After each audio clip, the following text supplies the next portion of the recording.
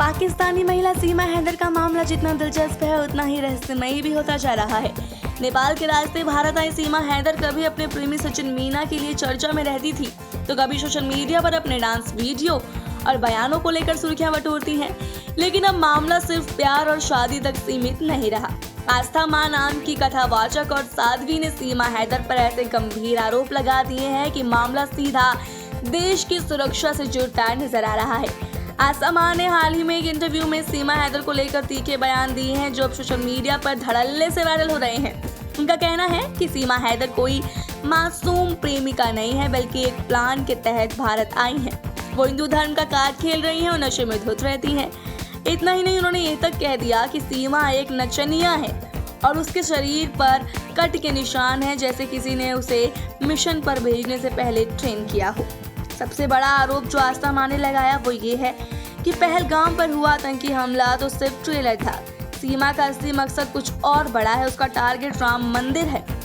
उन्होंने साफ कहा कि सीमा हैदर को तुरंत भारत से डिपोर्ट कर देना चाहिए और बिना देर किए जांच एजेंसियों को उसके खिलाफ सख्त कार्रवाई करनी चाहिए। आस्था मां ने सीमा की प्रेगनेंसी पर भी सवाल उठाए। उन्होंने कहा कि ये जो हाल ही में बेटी हुई है ये सब एक नाटक है। सीमा ने पेट पर कपड़ा बांध रखा था, वो प्रेग्नेंट नहीं थी बल्कि सब कुछ दिखावा था। ऐसे आरोप किसी आम इंसान की तरफ से नहीं बल्कि एक धार्मिक प्रवक्ता की तरफ से आ रहे हैं तो जाहिर है मामला और गंभीर हो गया है। गौरतलब है कि सीमा हैदर 2023 में नेपाल के रास्ते भारत आई थी। उनका दावा है कि उन्होंने सचिन मीना से काठमांडू में शादी भी की है और फिर भारत आकर दोबारा शादी की रस्में निभाई।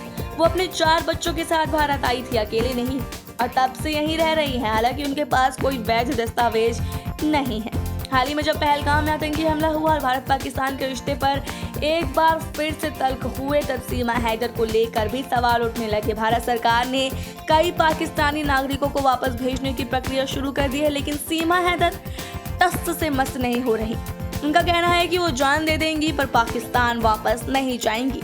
अब जब आस्था मां जैसे धार्मिक और सामाजिक चेहरे सीमा पर खुलकर बोल रहे हैं और सीधे आतंकवाद और राष्ट्रीय सुरक्षा से जोड़ रहे हैं तो सवाल उठना लाजमी है।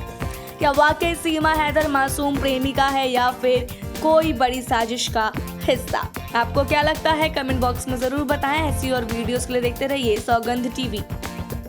आप देख रहे हैं सौगंध टीवी, सौगंध वतन की।